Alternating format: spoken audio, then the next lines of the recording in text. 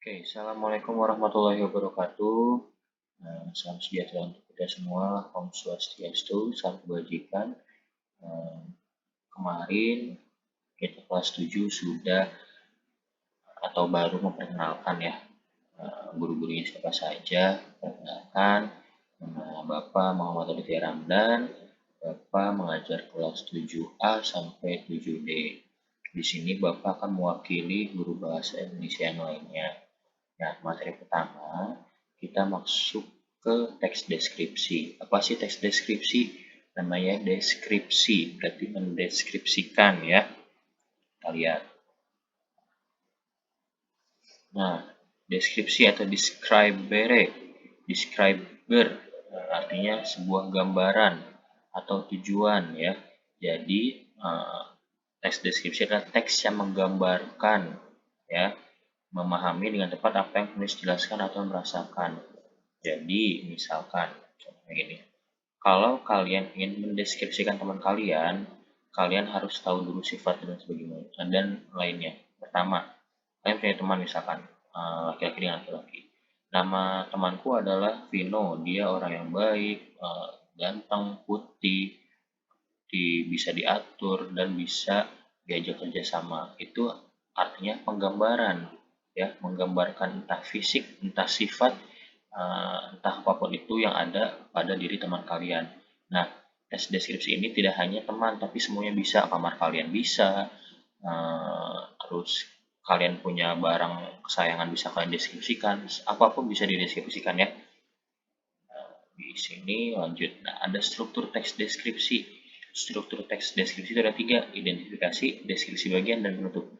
Identifikasi itu biasanya mengenalkan objek ya, atau orang yang akan dideskripsikan.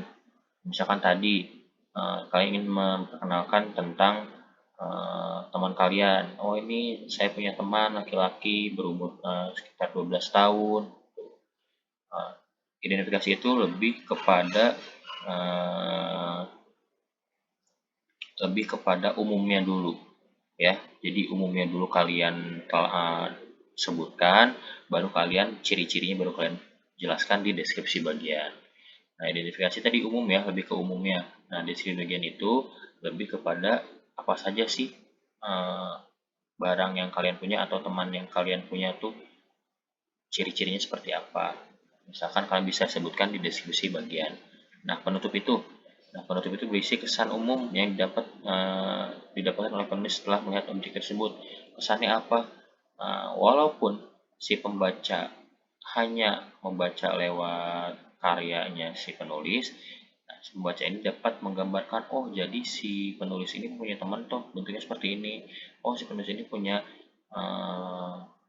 barang kesayangan bentuknya seperti ini gitu. Jadi bisa membayangkan tanpa dia harus melihat dengan kata-kata kalian yang tulis itu bisa gitu ya. Nah, yang kedua itu ada jenis tes deskripsi. Yang pertama imajinatif atau impresionis. Imajinatif ini itu artinya teks yang melukiskan ruang atau tempat yang berlangsung atau peristiwa yang sedang berlangsung.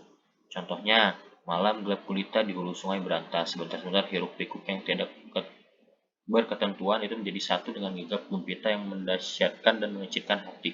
Nah, ini kan termasuk dengan deskripsi ya, mendeskripsikan kalau di hulu sungai berantas itu pada malam hari itu seperti ini gitu.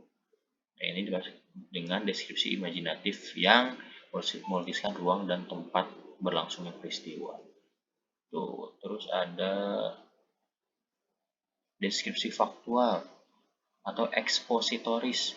Deskripsi faktual atau ekspositoris itu teks yang menggambarkan suatu hal atau orang dengan mengungkapkan identitasnya secara apa adanya. Yang tadi Bapak bilang, kalau kalian punya teman, nah berarti teks yang kalian buat atau teks yang kalian bikin itu masuk jenis teks deskripsi faktual karena objeknya itu adalah seorang manusia ya. Tuh. Nah, ini ada ciri-ciri teks deskripsi. Pertama, deskripsi menggambarkan atau melukiskan sesuatu. Yang kedua, paragraf yang digambarkan dijelaskan secara sangat jelas. Ketiga, ketika pembaca membaca teks deskripsi, maka seolah-olah merasakan apa yang penulis lihat atau rasakan yang tadi Bapak bilang ya. Terus penggambaran atau penjelasan suatu objek menjadi topik atau tulisan secara detail.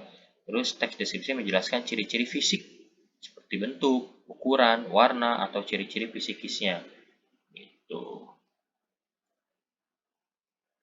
Nah, unsur pembahasan teks deskripsi itu ada rujukan kata atau pronomina, benda, tempat, kata berimbuhan, konjungsi, kelompok kata frasa bagi dua. Nah, ini nanti Bapak jelaskan setelah materi selanjutnya atau di minggu depan ya.